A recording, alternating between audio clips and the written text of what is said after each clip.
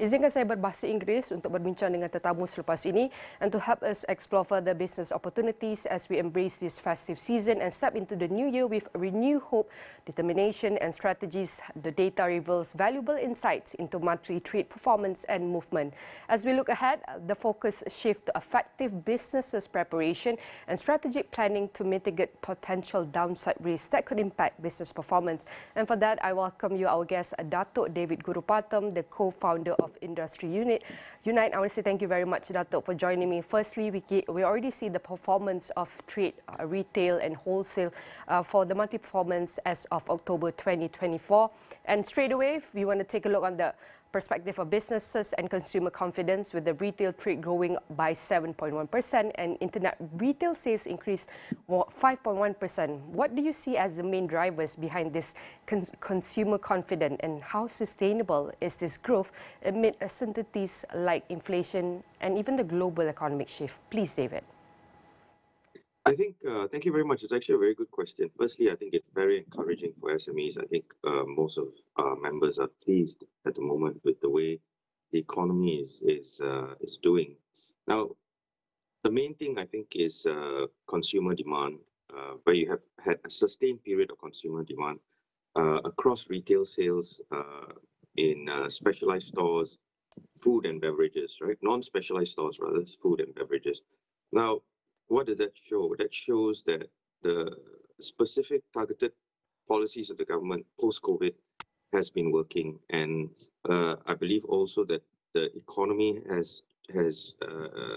these policies have renewed confidence in the consumer to go out and say, okay, we're past COVID, we've gone through that, we've got renewed hope. Government policies in the long term are doing well.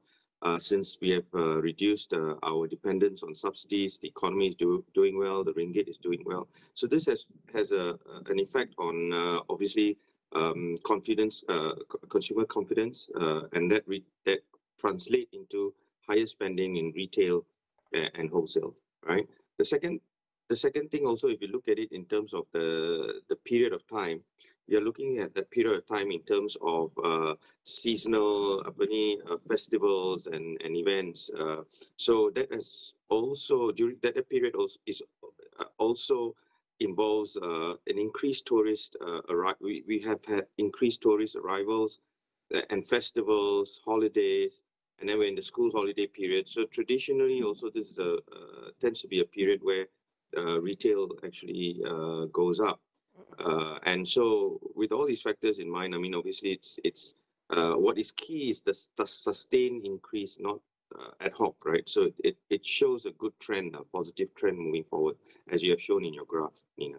And Dato, as you mentioned that post-pandemic COVID-19, we can see a continuous recovery for a business sector and even within the business environment. And one of the biggest factors for the trade and wholesale performance on October 2024 is the seasonal boost. And seasonal factors like the Deepavali, school holidays and Agro Madani mega sales, which is by government initiative, clearly play a role in October's growth and all of other factors that you have just mentioned. And what strategies should businesses adopt to sustain momentum outside this peak periods, Dato? I think if anything, it's shown us that the right marketing strategies or right incentives by the government in the right sectors at the right time has produced results. Okay, so the problem is that we know that during these high, during festivals and all that, we do well. It's the lagging period, is in between, where we see a dip, or maybe it's not as good as we want to. So basically, I think one of the main things is that the government has got to look at an all year round program. You know, things like making sales events throughout the year. You know, and what I mean by that is in different sectors, create different events. The other thing is increasing our handouts to boost household income, to increase that specific spending. You know, for example, you see, you know, when you target, you know, cash handouts or assistance to P40, they go out and they spend, and then that money circulates around in the economy. So I think by increasing the household income should be one of those targets and incentivize these people to go out and spend this money even during during those high festival periods and so on and so forth. The other thing is to also perhaps help giving by encouraging and giving grants to retailers to do more in terms of their marketing and their sales during these off-peak periods. I mean, those are policies that perhaps should be looked at by the government. And also, at the end of the day, if you look at retail, it's actually a shopping experience.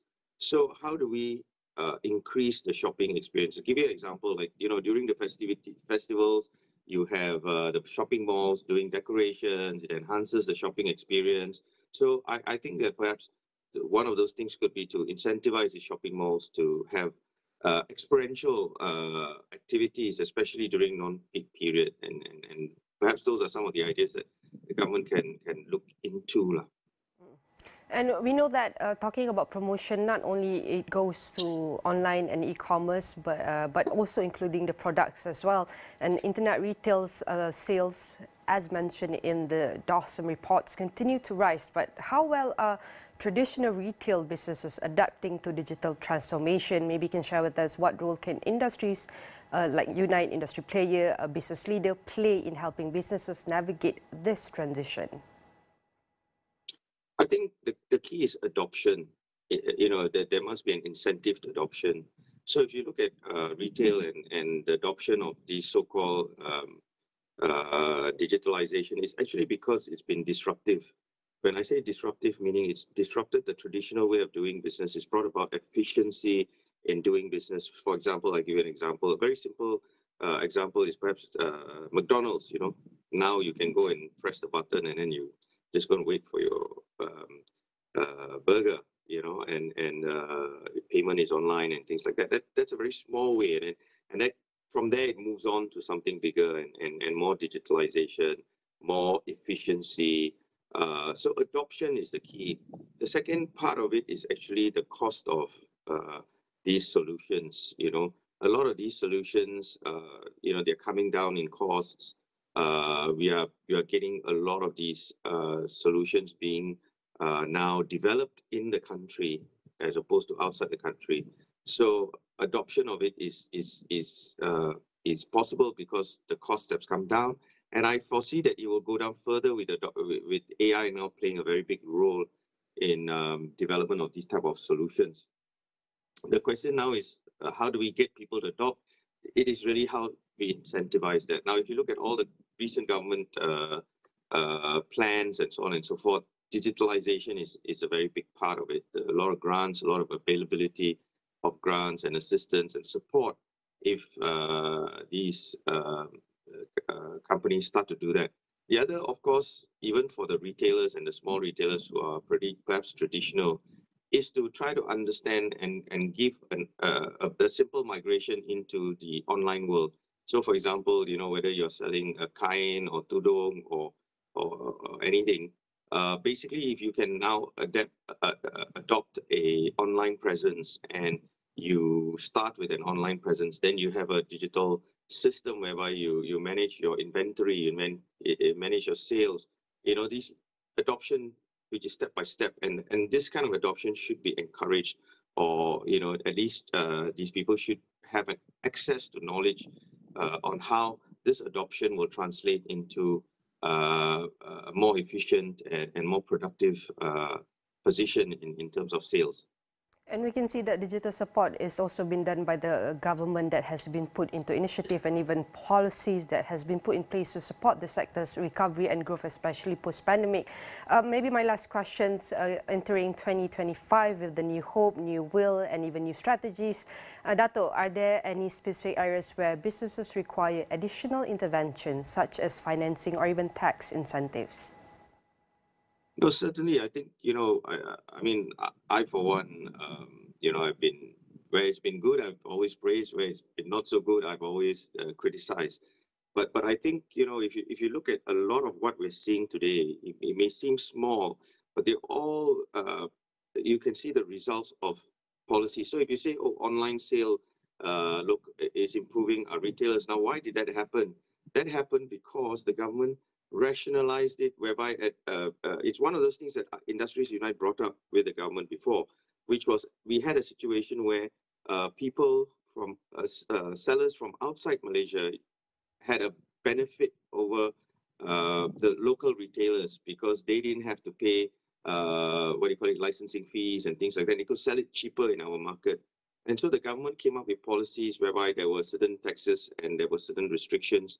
And that helped to, and we said, if you do that, that will help the local retailers actually adopt online strategies and perhaps make more money doing that. Now, the government did that. The government actually made those policies happen maybe a year and a half ago.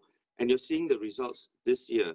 So a lot of this and where this can move forward is a change in the mindset whereby the government and business have to communicate and have to have an understanding and have to work together so that we then have policies that translate into positives, which didn't used to be the case before.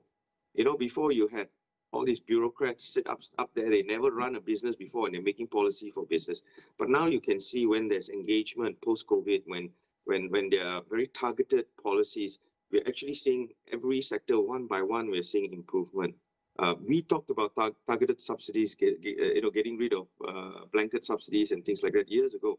And we're seeing all these results now. So that's something that we need to do. We are very encouraged by this government, a lot of their policies. I'm very encouraged by the fact that the government is prepared to sit down and consult business leaders. I'm very encouraged by this government having long-term ideas of how we're going to move and shift and reduce our trade gap and try to boost incomes. Now, when you have to understand something. Around the world, people are going through a cost of living crisis, and even in Malaysia, the cost of living has barang semua dah naik. But how is it you have retail spending? Now that's the magic of government policies, and so yes, I'm very encouraged by it. Industries Unite, SMEs are very encouraged by it, but I believe we can do more. Again, I want to say thank you very much for this insightful discussion on how can we unpack the business growth gaps and unlock future opportunities. Again, I want to say thank you very much to Datuk David Gurupatham, co-founder of Industries Unite. And definitely all of our discussion here will be featured in AstroAwani.com and across all social media platforms. And don't go anywhere, Niaga Awani will be taking a short break and we'll be right back.